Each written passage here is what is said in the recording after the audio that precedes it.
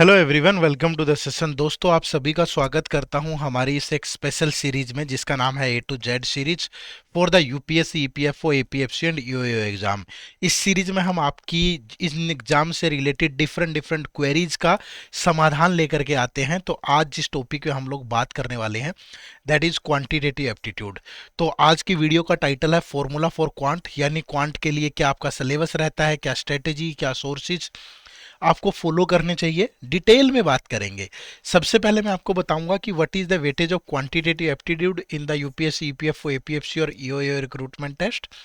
What is the official syllabus, what is the decoded topic wise syllabus, what type of question are asked and what is the difficulty level, what are the important topic in quant, what are the tips and tricks to prepare quant and what are the best sources for quant. तो इन सब चीज़ों के बारे में बात होगी। आप सभी जानते हैं एक बड़ा रेलेवेंट कंपोनेंट है यूपीएससी, ईपीएफओ एग्जाम के नज़रिए से, इसलिए इस वीडियो को एंड तक जरूर देखिएगा। दोस्तों, वीडियो शुरू करने से पहले आप सभी के साथ शेयर करना चाहूंगा एक और बहुत खूबसूरत सी information regarding this comprehensive guide book. इस गाइड बुक के अंदर आपको यूपीएससी, ईपीएफओ के एग्जाम का pattern, decoded syllabus, most important topic और इसके अलावा प्रीवियस ईयर पेपर भी मिल जाते हैं, वो भी सोल्ड। तो इस कॉम्प्रिहेंसिव गाइड बुक को जरूर डाउनलोड करिएगा, फ्री ऑफ कॉस्ट आप ऐसा कर सकते हैं। इसी वीडियो के डिस्क्रिप्शन में इसका लिंक है। शुरू करते हैं दोस्तों। तो सबसे पहले What is the weightage of quantitative aptitude in the UPSC, EPFO, APFC and EOAO recruitment test? देखो यहाँ पे सिर्फ एक क्वांटिटेटिव एप्टीट्यूड की बात नहीं कर रहा हूँ मैं। क्वांटिटेटिव एप्टीट्यूड, लॉजिकल रीजनिंग और इसके अलावा स्टैटिस्टिक्स वाला पार्ट भी इसमें इंक्लूड कर रहे हैं हम लोग। तो तीनों को मिला करके, हालांकि उनकी वेटेज बहुत कम है, क्वांट से ही मोस्टली क्वेश्चन होते हैं। यानी कि जैसे अगर मैं बोलूं कि ईओएओ के पेपर में 2017 में अगर 15 क्वेश्चन है तो 13 क्वेश्चन अकेले क्वांट से हैं, बाकी के 2 क्वेश्चन रीजनिंग से हैं। यहाँ भी 15 में से 13 क्वेश्चन है, यहाँ 23 में 15 में से 12 क्वेश्चन है और यहाँ अगेन आपके 12 क्वेश्चन है। ये सिर्फ क्वांट से हैं, ठीक है। बाकी 1-2 क्वेश्चन रीजनिंग का और एक आध स्टैट का भी रहता है, स्टैटिस्टिक्स का। अब सेम बात करें क्वांट एंड रीजनिंग की, एपीएफसी 2015 में 29, यहाँ भी 1-2 क्वेश्चन आपका रीजनिंग का था, बाकी सब क्वांट है। ये 23 में 15 क्वेश्चन और 25 में 15 क्वेश्चन। ये ध्यान रखिएगा दोस्तों, जो 2025 का पेपर है वो दोनों का एक ही एग्जाम था, कॉमन पेपर था। In 2025 common exam was there for both APFC and EOAO exam, ठीक है। तो मोस्टली क्वेश्चन अगर मैं बात करूं, लॉजिकल रीजनिंग के 1 से 2 क्वेश्चन होते हैं और स्टैटिस्टिक्स का भी एक ही क्वेश्चन पूछा गया है, ठीक है। बाकी सारे क्वेश्चन आपके क्वांट के ही रहते हैं इसके अंदर। उसके बाद दूसरा क्वेश्चन जो है that is what is the official syllabus of quantitative aptitude. ये नोटिफिकेशन का सिलेबस आपके सामने है। तो यहाँ पे अगर आप देखेंगे ना, ये वाला कॉलम पढ़िएगा, ये वाली रो, ठीक है, जहां लिखा हुआ है elementary mathematics, statistics and general mental ability, ठीक है। तो इसी को पूरा डिकोड करेंगे हम, ठीक है। ये आपका पूरा ऑफिशियल सिलेबस है, इसी को डिकोड करेंगे। और जो डिकोड में आपको करके बताऊंगा ये सिर्फ हवा में नहीं है, ठीक है। ये आपके पूरे पेपर्स का एनालिसिस करने के बाद है, ठीक है। तो नेक्स्ट हमारा यही है कि what is the decoded topic wise syllabus for UPSC, EPFO, APFC and EOAO exam. तो सबसे पहले क्वांट की बात करें तो क्वांट में आके इन सारे टॉपिक से क्वेश्चन आते हैं, चाहे आप 2017 ले लो, 23 ले लो, 21 का ईओएओ ले लो, 25 ले लो। Number system, simplification, LCM, HCF, percentage, ratio and proportion, alligation mixture, profit and loss average, time and distance, boat and stream, pipe and cistern, mensuration, permutation combination, probability वाला पार्ट भी है, data interpretation, number series, logarithms और उसके बाद height and distance, trigonometry plus geometry, ये वाला पूरा part है। अगर लॉजिकल रीजनिंग की बात करूं तो syllogism, blood relation, direction, alphabetic series, decoding decoding, analogy, calendar, clock, counting figure, cube and cuboid, dice, continuous letter series, ranking and order, seating arrangement. अब आप सोच रहे होंगे सर रीजनिंग का तो 1-2 क्वेश्चन ही आता है, तो इतने टॉपिक क्यों? किसी साल किसी टॉपिक से आ जाता है, किसी साल किसी टॉपिक से, बट जितना भी मैंने देखा है यूपीएससी का सिर्फ ये वाला पेपर नहीं, इसके आसपास के दूसरे पेपर भी देखो तो यही टॉपिक इंपॉर्टेंट रहते हैं। स्टैटिस्टिक्स का एक आध क्वेश्चन होता है इसमें, basics of statistics, mean median mode, sampling method, measure of central tendency और मेजर ऑफ डिस्पर्सन।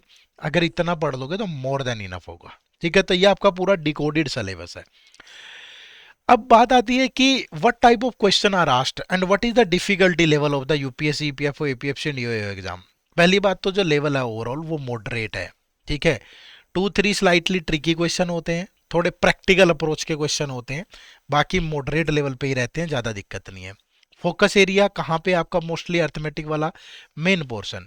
एक नंबर सिस्टम तो आपको पढ़ना पड़ेगा थोड़ा, और नंबर सिस्टम में भी थोड़े कोर से टॉपिक को नंबर्स के बारे में पता हो थोड़ा, वो वाला पार्ट। उसके बाद फिर प्रॉफिट लॉस से क्वेश्चन होते हैं, पार्टनरशिप से, ट्रेन से, ठीक है, टाइम स्पीड डिस्टेंस से, टाइम एंड वर्क से क्वेश्चन होते हैं। तो जो बेसिक अर्थमेटिक वाला पार्ट है वहीं से क्वेश्चन होते हैं आपके, ठीक है। क्वेश्चन की जो टाइप होती है वो कंसेप्ट बेस्ड होती है, कोई डायरेक्ट फॉर्मूला कम यूज होता है। ऐसा नहीं है कि बिल्कुल ही नहीं, एक दो क्वेश्चंस में डायरेक्ट फॉर्मूले पे क्वेश्चन भी होता है, बट थोड़ा कंसेप्ट बेस्ड प्रैक्टिकल अप्रोच का क्वेश्चन होता है, ठीक है। मिक्स क्वेश्चन होते हैं, कॉम्बिनेशन ऑफ क्वांट और लॉजिकल थिंकिंग, ठीक है। कैलकुलेशन मॉडरेट ही चाहिए, बट कम, बहुत बार थोड़े टाइम कंज्यूमिंग क्वेश्चन आते हैं। एक दो क्वेश्चन जैसे 2025 के पेपर में भी देखोगे तो प्रैक्टिकल टाइप का है, जैसे प्राइम नंबर के कॉम्बिनेशन पे कोई क्वेश्चन था, इस तरह के, ठीक है। तो बहुत ज़्यादा नहीं चाहिए, कैलकुलेशन भी मॉडरेट हो, कंसेप्ट पे ज़्यादा फोकस हो, फॉर्मूलाज पता होंगे तो चल जाएगा काम। बहुत सारा ट्रिकी व्रिकी ऐसे क्वेश्चन नहीं है, बट थोड़ा सा अगर आपका प्रैक्टिकल सोचने की क्षमता अगर आप पैदा कर लेंगे, प्रैक्टिस करेंगे, तो वो ज़्यादा आपके लिए सही रहेगा, ठीक है। तो ये कहानी है यहाँ से आपके क्वांट की। उसके बाद what are the important topic. Important topic में देखो, सबसे पहले क्वांट की बात करूं तो नंबर सिस्टम। नंबर सिस्टम में आपका क्लासिफिकेशन ऑफ नंबर्स हो गया, ठीक है। नंबर्स के बारे में पता हो, जैसे 2025 के एग्जाम में भी नंबर सिस्टम में जो दो क्वेश्चन है वो प्राइम नंबर पे ही है, ठीक है। एलसीएम एचसीएफ थोड़ा पढ़ लोगे तो बाकी के टॉपिक में भी हेल्प मिलेगी, और यहाँ से डायरेक्ट क्वेश्चन भी है। प्रोबेबिलिटी से डायरेक्ट क्वेश्चन है हर साल। परसेंटेज से इस बार भी क्वेश्चन है, लेकिन बहुत बहुत ऐसा क्वेश्चन नहीं है कि कोई जैसे एसएससी या बैंक में थोड़ा कैलकुलेशन टाइप का आता है, यहाँ नहीं है ऐसा। रेशियो, प्रोपोर्शन, एजिज, पार्टनरशिप, इस पे भी क्वेश्चन है, हर साल आता है, लास्ट ईयर भी था। प्रॉफिट लॉस में सिंपल एसपीसीपी का रिलेशन पता हो, डिस्काउंट वाला पोर्शन पता हो, एमआरपी वाला। एवरेज, टाइम एंड वर्क में जो छोटे छोटे कंसेप्ट होते हैं वो सब पता हो। जब टाइम कांस्टेंट हो तो क्या, सॉरी, वर्क कांस्टेंट हो तो क्या होता है, वर्क एंड वेजेस का कंसेप्ट हो गया, ठीक है, या चेन रूल हो गया, वहां से क्वेश्चन है। टाइम एंड डिस्टेंस, ट्रेन पे क्वेश्चन है, बोट पे भी आ जाता है बहुत बार। मेंसुरेशन से क्वेश्चन रहता है कई बार। डीआई से कम क्वेश्चन है, पिछले कुछ टाइम से पूछ नहीं रहा है, बट इसके अलावा trigonometry, height and distance, basic जैसे लोगरिथम से क्वेश्चन है, कुछ इस तरह के क्वेश्चन है, ठीक है। तो अगर इतना कर लिया तो आप मोस्टली क्वेश्चंस को सोल्व कर पाओगे, ठीक है। अब रीजनिंग की बात करूं तो अल्फाबेटिकल सीरीज आप कर लें, कोडिंग डिकोडिंग कर लें, लेटर सीरीज कर रहे हैं, एनालॉजी कर लें। खास बात यह है कि इन सबका कंसेप्ट एक ही है। कोई बैंकिंग वाली तो नहीं पूछता कोडिंग डिकोडिंग, एसएससी वाली तो नॉर्मल अल्फाबेट्स पे अगर आपकी कमांड है तो आप कर पाओगे। सिलोगिज्म के बहुत मुश्किल क्वेश्चन नहीं मिलेंगे यहाँ। डायरेक्शन से आसान मिलेगा, बेसिक डायरेक्शन के बारे में पता हो, बेसिक ब्लड रिलेशन के बारे में पता हो, बेसिक वेन डायग्राम पता हो, ठीक है। जो क्यूब एंड क्यूबॉइड है ये भी बेसिक ही पता हो, क्लॉक कैलेंडर की बेसिक टर्मिनोलॉजी पता हो, किस डेट को कौन सा डे था, ये वो। तो मतलब बहुत हैवी नहीं है, ठीक है। नॉर्मल कंसेप्ट भी पता होंगे तो चल जाएगा काम, ठीक है। तो यहाँ भी थोड़े प्रैक्टिकल है, बट यहाँ भी कोई ज़्यादा बहुत मुश्किल नहीं है। थोड़ा थोड़ा भी कवर करोगे इनमें से तो हो जाएगा आराम से, ज़्यादा क्वेश्चन भी नहीं आते हैं रीजनिंग से, ठीक है। उसके बाद what are the tips and tricks, ये थोड़ा मैं आपको ध्यान से बता रहा हूँ, एक एक चीज सुनते जाइएगा। सबसे पहला, स्टार्ट विद स्ट्रॉन्ग बेसिक्स, ठीक है। Focus on arithmetic concept, calculation speed, avoid jumping directly to shortcut, ठीक है। जो भी पढ़े, जैसे 2025 में अगर परसेंटेज का क्वेश्चन भी है ना, तो वो वाली परसेंटेज नहीं है कि 75% ऑफ समथिंग आपको निकालना, नहीं। कंसेप्ट पे बेस्ड है कि अगर ए बी का इतने परसेंट है और बी सी का इतने परसेंट है तो Z is equal to this A B C में रिलेशन बना दो। यानी कि अगर आपका बेसिक पार्ट स्ट्रॉन्ग है तभी आप उस क्वेश्चन को कर पाते, अन्यथा कर ही ना पाते, ठीक है। तो अर्थमेटिक का जो भी टॉपिक पढ़ो उसका बेस स्ट्रॉन्ग होना चाहिए, कंसेप्ट अच्छे होने चाहिए। कैलकुलेशन स्पीड मॉडरेट भी चलेगी, ठीक है। तो जो भी टॉपिक पढ़ो बेसिक स्ट्रॉन्ग होना चाहिए। उसके बाद सेकंड, पीवाईक्यू बेस्ड प्रिपरेशन, ठीक है। प्रीवियस ईयर पेपर को एनालाइज करना बहुत जरूरी है, ताकि आपको यह पता चल जाए कि यार किस टाइप के क्वेश्चन आ रहे हैं, कैसे कैसी चीजें रिपीट हो रही है, और आपको पता चलेगा कि एक्चुअल डिमांड क्या है। अब मैं बोलूं कि यार ये टॉपिक पढ़ लो आप, टाइम स्पीड डिस्टेंस, अब टाइम स्पीड डिस्टेंस से अलग अलग एग्जाम में अलग अलग तरह के क्वेश्चन आते हैं। तो ईपीएफओ की डिमांड क्या है, वो ईपीएफओ का पेपर एनालाइज करके पता चलेगा। तो बेसिक से शुरू करना है, लेकिन पीवाईक्यू को अपनी प्रिपरेशन का आधार बनाना है आपको।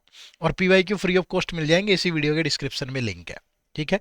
उसके बाद स्मार्ट प्लानिंग करनी है। स्मार्ट प्लानिंग में कंसेप्ट पे फोकस होना चाहिए, प्रैक्टिस करनी है, रिवीजन करना है, और हाई वेटेज टॉपिक्स को प्रायोरिटाइज करना है, ठीक है।